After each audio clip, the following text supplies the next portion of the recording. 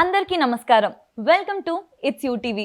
ప్రస్తుతం మనతో పాటు ఉన్నారు ఆస్ట్రో గురు వేణుస్వామి గారు. గురుగారితో మాట్లాడి 2026 సంవత్సరం పూర్తిగా ఏ విధంగా ఉండబోతుంది, ప్రకృతి పరంగా అసలు రాశి ఫలాలు కూడా ఎలా ఉన్నాయో గురుగారితో మాట్లాడి తెలుసుకుందాం. నమస్కారం గురుగారు. నమస్తే తల్లి. ఓం నమో వెంకటేశాయ. వెంకటాద్రి సమం స్థానం బ్రహ్మాండే నాస్తికించిన వెంకటేశ సమోదేవో న భూతో నా భవిష్యతి. గురుగారు, మరి ఈ సంవత్సరం కన్యా రాశి వారికి ఏ విధంగా ఉంటుందంటారు? సో నెక్స్ట్ రాశి కన్యా రాశి, ఇంగ్లీష్లో వెర్గో అంటారు. ఉత్తర పల్గుని 2, 3, 4 పాదాలు, హస్త 1, 2, 3, 4 పాదములు, చిత్త 1, 2 పాదము, అలాగే ఆదాయం 8, వ్యయం 11, రాజపూజ్యం 3, అవమానం 3. ఈ సంవత్సరం కన్యారాశి వారికి చాలా చాలా చాలా చాలా అనుకూలంగా ఉంది. కన్యారాశి వారికి ఉన్నటువంటి ఒకే ఒక్క పెద్ద సమస్య కనుక తీసుకున్నట్లయితే భార్యాభర్తల మధ్యన ఎడబాటు అనేటువంటిది కనిపిస్తూ ఉంది. భార్యాభర్తల్లో గొడవలు కనిపిస్తూ ఉన్నాయి. ఈగోకు వెళ్ళడము, సెల్ఫ్ రెస్పెక్ట్ అనుకోండి, ఈగో అనుకోండి, ఒకళ్ళకు ఒకళ్ళు గొడవలు పడి విడిపోయే వరకు మాట పెరిగే అవకాశం ఉంది. ఈ ఒక్క విషయంలో మీరు కాంప్రమైజ్ అవ్వండి. భార్యలకు కాదు భర్తలకు చెప్తా ఉన్నా, కన్యారాశిలో ఉండేటువంటి భర్తలు భార్యలతో కాంప్రమైజ్ అవ్వండి. 1 గంట సేపు తిడితే తిట్టింది అని వదిలేయండి. తర్వాత వాళ్ళే నార్మల్ అవుతారు, సమస్య పరిష్కారం అవుతుంది. ఈ సంవత్సరం బాగుంటుంది. సో విద్యార్థులకు అనుకూలత ఎక్కువగా ఉంది. ఉత్తీర్ణత శాతం పెరుగుతుంది, ప్లేస్మెంట్స్ దొరుకుతాయి, మార్కులు పెరుగుతాయి, కోరుకున్నటువంటి కాలేజీలో సీట్లు లభిస్తాయి. ఉద్యోగస్తులు లేనివారు ఉద్యోగం లేనివారు ఉద్యోగాలు వస్తాయి. ఉద్యోగస్తులకు ప్లేస్మెంట్స్ ఉంటాయి, అంటే కోరుకున్నటువంటి ప్రదేశాల్లో పోస్టింగులు, అలాగే ప్రమోషన్లు ఉంటాయి. అలాగే స్త్రీలకు అనుకూలంగా ఉంది. సో ఒక్క భార్యాభర్తల మధ్య అండర్స్టాండింగ్ ప్రాబ్లం తప్ప ఈ సంవత్సరం నెగిటివ్స్ ఏమీ కనిపించడం లేదు. రాజకీయ రంగంలో ఉండేవారికి పదవులు వస్తాయి. పార్టీ పదవి కానీ, ప్రజల్లో పదవి కానీ, లేదా నామినేటెడ్ పోస్ట్ కానీ దొరుకుతుంది. అలాగే ఎన్నికల్లో పోటీ చేస్తే గెలుపుంటుంది ఈ సంవత్సరము. సో గృహ మార్పులు కనిపిస్తూ ఉన్నాయి, అంటే సొంత గృహం కొనడము లేదా ప్లేస్ కొనడము లాంటివి ఈ సంవత్సరం కనిపిస్తూ ఉంది. లేదా వాహనాలు కొనుగోలు చేసేటువంటి అవకాశం కనిపిస్తూ ఉంది. వ్యాపారస్తులకు చాలా అనుకూలంగా ఉంటుంది. కాకపోతే జాయింట్ వ్యాపారస్తులకు సమస్యలు కనిపిస్తూ ఉన్నాయి. కాంట్రాక్టర్లకు రావాల్సిన బాకీలు రాకపోవచ్చును, కానీ కొత్త కాంట్రాక్టులు మాత్రం వస్తాయి. అలాగే రైతులకు నేను చెప్పినట్టుగా ఉంటుంది. ఈ సంవత్సరం ఓవరాల్గా కనుక తీసుకుంటే 70 నుండి 75% అనుకూలంగా కనిపిస్తూ ఉంది. ఒక భార్యాభర్తల విషయం తప్ప ఈ సంవత్సరం ఆల్మోస్ట్ ఆల్ అన్ని రంగాల వారికి, కన్యారాశి వారికి పూర్తిగా అనుకూలమైనటువంటి ఫలితాలు కనిపిస్తూ ఉన్నాయి. ఈ సంవత్సరం కన్యారాశి వారికి మనము నివారణ మార్గాలు తీసుకుంటే మంగళవారము, గురువార నియమాలు పాటించాలి. మంగళవారం నాడు రెడ్ కలర్ దుస్తులు వేసుకోండి, గురువారం నాడు ఎల్లో కలర్ బట్టలు వేసుకోండి. అది కాకుండా శ్రీకాళహస్తిలో గురు దక్షిణామూర్తి వద్ద అర్చన చేయించుకోండి. గురువారము గురు హోరలో చేయించుకోండి. పసుపు రంగు పూలతో అర్చించండి గురు దక్షిణామూర్తిని. మీకు ఉన్నటువంటి సమస్యలు పూర్తిగా తొలగిపోతాయి. గురుగారు, ఈ రాశి వారు సినీ రంగంలో ప్రయత్నించాలనుకున్నా లేదా ఆల్రెడీ సినీ రంగంలో ఉన్న వారికి ఏ విధంగా ఉండబోతుంది? జనరల్గా ఈ రాశి వాళ్ళు, కన్యా రాశి వాళ్ళు సినిమా ఇండస్ట్రీలో చాలా తక్కువ. ఎందుకంటే కన్యా రాశి వాళ్ళు మీడియా రంగంలో ఉంటారు. మీడియా వేరు, సినిమా ఇండస్ట్రీ వేరు. సినిమా ఇండస్ట్రీలో కన్యారాశి వాళ్ళు చాలా తక్కువ. సినిమా ఇండస్ట్రీలో ఉండేది తులా, వృశ్చిక రాశి వాళ్ళు, మకర రాశి వాళ్ళు ఉంటారు. సో ఇప్పుడు మనం మాట్లాడుకునేది మీడియా రంగానికి సంబంధించిన వాళ్ళు, యాంకర్లు అవ్వచ్చు లేదా టెక్నికల్ టీం అవ్వచ్చు, వీళ్ళందరూ కన్యారాశిలో ఉంటారు. సో వీళ్ళకి ఈ సంవత్సరం చాలా అనుకూలంగా ఉంటుంది. నేను చెప్పింది ఓన్లీ అది ఒకటే చెప్తున్నా, ఏంటంటే భార్యాభర్తలు ఈగో వల్ల, మాట పట్టింపుల వల్ల గొడవలు వస్తాయి తప్ప అంత అనుకూలంగా ఉంది.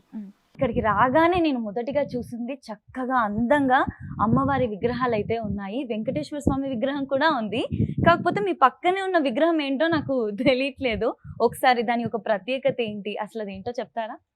మామూలుగా అయితే వెంకటేశ్వర స్వామి విగ్రహాన్ని అందరూ చూస్తారు దేశంలో, ప్రపంచంలో, తెలుగు రాష్ట్రాల్లో. కానీ నా దగ్గర ఉన్నటువంటి విగ్రహాలు ప్రపంచంలో మరి ఎక్కడా ఉండవు. ఇక్కడ చూస్తే మనకు ఒక పక్క నక్షత్రాలు అంటారు, అంటే ప్రతి మనిషి 27 నక్షత్రాలలో ఏదో ఒక నక్షత్రంలో పుట్టి ఉంటాడు. సో అలా 27 నక్షత్రాలు, ఒకవైపున నా వెనకాతల నవగ్రహాలు. సో నవగ్రహాలు మొత్తం ప్రపంచాన్ని, విశ్వాన్ని కమాండ్ చేస్తాయి. అలాగే నక్షత్రాలు మనం పుట్టినటువంటి లైఫ్ను కమాండ్ చేస్తాయి. సో ఇప్పుడు ఇక్కడ నువ్వు చూస్తున్నటువంటి ఈ అమ్మవారి గురించి నువ్వు అడిగింది. ఈ అమ్మవారి చేతిలో గద ఉంది, కత్తి ఉంది. అలాగే అమ్మవారు ఒక వ్యక్తి నాలుకను అలా లాగి ఆ నాలుకను కట్ చేయడానికి ట్రై చేస్తూ ఉంది. ఆమె పేరు బగళాముఖి. ప్రస్తుతం ప్రపంచాన్ని కమాండ్ చేసేది రాహుగ్రహము. చాలామందికి తెలియదు. రాహు కమాండ్ చేస్తూ ఉన్నాడు అండ్ బగళాముఖి కమాండ్ చేస్తూ ఉంది. సో వెంకటేశ్వర స్వామి అనేది ప్రోటోకాల్ దైవం, కలియుగానికి ఆయన ప్రోటోకాల్ దైవం అంటాం మనం. కానీ ప్రపంచం మొత్తాన్ని శాసించేది బగళాముఖి, రాహు గ్రహము. సో జనరల్గా అంటే ఇంచుమించు 1980కి పూర్వం తీసుకుంటే ఒక మనిషి ఎదగాలి అంటే ఇట్ విల్ టేక్ టైం. అంటే ఉదాహరణ ఒక మనిషి 1 కోటి రూపాయలు సంపాదించాలి అంటే వాడి జీవితాంతం ఉంటే కానీ సంపాదించలేడు. కానీ ఇవాళ పరిస్థితి ఏంది, ఒక అమ్మాయి ఒక హీరోయిన్ అయిందంటే 3 కోట్లు తీసుకుంటుంది. అట్లనే ఒక క్రికెటరు క్రికెట్గా వాడు సక్సెస్ అయ్యి కనీసం స్టేట్ లెవెల్ ఆడినా కోట్లు సంపాదిస్తాడు. అలాగే అంతెందుకు ఒక రియల్ ఎస్టేట్ వ్యాపారి 2 మంచి ఎకరాలు అమ్ముకుంటే 50 లక్షల కమిషన్ వస్తుంది. అలాగే ఒక గవర్నమెంట్ ఉద్యోగస్తుడు జీవితాంతం ఎంత కష్టపడ్డా అతని సంపాదన 2,50,00,000 నుండి 3 కోట్లు. అలాగే లంచాలు తీసుకున్నటువంటి ప్రభుత్వ ఉద్యోగి సంపాదన మొత్తం జీవితాంతం 3 కోట్లు. కానీ ఒక సాఫ్ట్వేర్ రంగంలో పనిచేసే అబ్బాయి కానీ అమ్మాయి కానీ కరెక్ట్గా నెలకు 25 లక్షల చొప్పున అమెరికాలో ఉద్యోగం చేసి సంవత్సరానికి ఆ అమ్మాయి సంపాదన 3 కోట్లు. అంటే దీని అర్థం ఏంది, వీళ్ళు జీవితాంతం సంపాదించే సంపాదన ఆ అమ్మాయి 1 సంవత్సరంలో, ఆ అబ్బాయి 1 సంవత్సరంలో అమెరికాలో సంపాదిస్తున్నాడు. అంటే ఇక్కడ ఎంత లో చూస్తున్నామో అక్కడ ఎంత హై చూస్తున్నాము. సో దీన్ని డిసైడ్ చేసేది మనకు రాహుగ్రహం. సో రాహు అనేటువంటిది ఏంటంటే సంవత్సరాల తరబడి సంపాదించే సంపాదనను అలా చిటికలో ఇచ్చేవాడు రాహు. అలా చిటికలో మిరాకిల్ చేసేవాడు రాహు. సో ఉదాహరణ తీసుకుందాం, ఇప్పుడు రాజమౌళి ఉన్నాడు. రాజమౌళి తీసే సినిమాకు వేరే వాళ్ళు తీసే సినిమాలు సబ్జెక్ట్ చూసుకుంటే రాజమౌళి కంటే వేరే వాళ్ళు ఇంకొద్ది బాగానే తీస్తారు. కానీ రాజమౌళికి వచ్చిన పేరు వేరే వాళ్ళకి రాదు. రాజమౌళి తీసిన సినిమా రాజమౌళికి వచ్చే పేరు, సినిమాకు 100% స్టామినా ఉంటే రాజమౌళికి 1,00,00,000% వస్తుంది పేరు. అంటే పబ్లిసిటీ మాట్లాడుతున్నాను. పబ్లిసిటీ ఎక్కడొస్తుంది అంటే ఎక్కడైతే రాహుగ్రహము జాతకంలో ఉచ్చలో ఉంటుందో, ఉదాహరణ రాహుగ్రహం ఉచ్చ అంటే లగ్నంలో కానీ 2వ ఇంట్లో కానీ 4వ ఇంట్లో కానీ 8వ ఇంట్లో కానీ 10వ ఇంట్లో కానీ 11వ ఇంట్లో కానీ రాహు ఉంటే వాళ్లకు విపరీత రాజయోగం అంటాం. దాన్ని నీచభంగ రాజయోగం అంటాం. అంటే నెగిటివ్ నుండి పాజిటివ్గా రావడాన్ని రాహుగ్రహం ప్రోత్సహిస్తుంది. సో అలాగే బగలాముఖి ప్రోత్సహిస్తుంది. కలియుగంలో నరదృష్టి ఎక్కువ.